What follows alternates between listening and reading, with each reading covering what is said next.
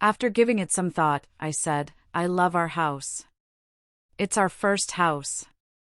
It'll probably be the home of our firstborn. Yeah, it will be the home we bring our firstborn to. So why the rush to build a new one? As we rode down Indian Head Highway, we made a left onto Old Fort Road. Then another quick left onto Piscataway Hills Drive. There was a small brown sign to the right when you entered our neighborhood that said, Piscataway Hills. Welcome. Our quiet neighborhood was always welcoming. But that evening, it wasn't. County vehicles were parked all over the place, up and down Piscataway Hills Drive. County officials were walking around, still checking the area to make sure there were no more landslides in our future. The scene was a stark contrast to our usual peaceful surroundings. Flashing lights from the county vehicles cast eerie shadows on the homes and trees. The air was thick with tension and the smell of damp earth.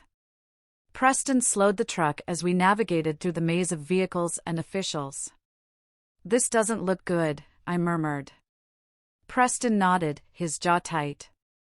They're just being cautious, Doris. We'll be fine. I wanted to believe him, to hold on to the comfort of his certainty. But the sight of our disrupted neighborhood left a knot of anxiety in my stomach. We pulled into our driveway, and I looked at our house, standing resolute despite the chaos around it. It was our sanctuary, our haven, and I prayed it would stay that way. Livid and mortified crowds of people approached every official they could find, drilling them with relentless questions. Many residents hugged and cried on each other's shoulders, little kids clinging to their parents, bewildered and scared. Some people wandered aimlessly, lost souls amidst the chaos. Preston pulled up to one of the officials and asked if there was any progress in getting families back into their homes. The county official looked exhausted, worn down by the barrage of questions. He informed us that 5 houses had been deemed unsafe, and 23 others had to be evacuated. A chunk of earth had dislodged beneath the properties over the weekend, sliding downward, triggering a water main break and destabilizing the road to the homes. One of the evacuated homes belonged to Francis and Colin. I felt a deep pang of sorrow for them, tears threatening to spill. When we reached the stop sign at Piscataway and Pine Road, we saw where the rest of Piscataway Road continued to our left. A large sign blocked the street, with distressed residents standing around it, looking down the crumbling hill toward their homes. Every glance at the flashing sign reading "Road closed ahead" reminded them they were now somewhat homeless. We just sat there for a minute, watching. The devastation weighed heavily on my mind, and fear gripped me again. I'm just scared to death our house is going to end up sliding down that hill and into the water, I said, my voice trembling. Preston reached over, placing a reassuring hand on mine. Doris, our house is on flat land. We're not on the hillside. We're safe. But those families thought they were safe too, I whispered, glancing at the forlorn faces around us.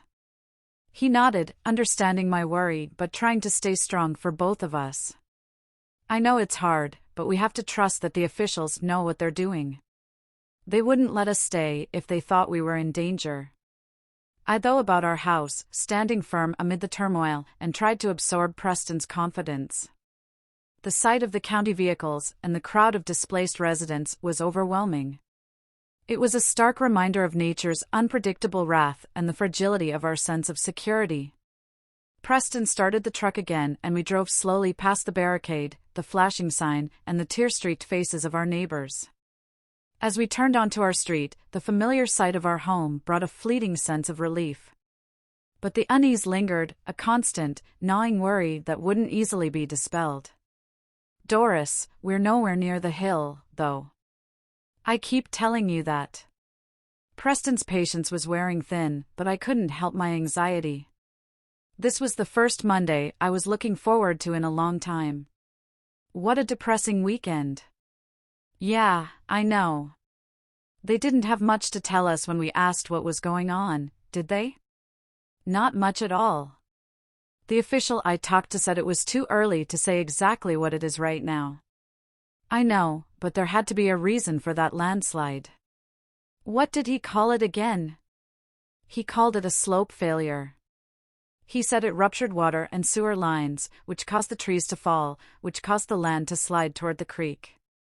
I wonder how many houses are on that part of Piscataway Hills. Preston thought for a moment. About 20-something. Close to 30. Poor Francis and Colin. I hope their house wasn't messed up too bad. I don't think it was. From what Colin was telling me. Hopefully their homeowner's insurance can pay for the damage. I heard some people asking one of the officials about that. About what? Homeowner's insurance.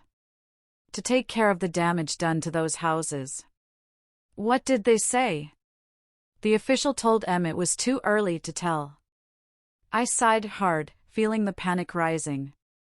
Preston, what if it's something they're not telling us? Doris, they're not allowed to do that. They have to tell us what's going on. But what if they're not telling us what we need to know? Or what's really going on around here? I just don't feel safe. Preston squeezed my hand, his grip firm and reassuring. We'll get through this, Doris. Our house is safe. They'd evacuate us if there was any danger.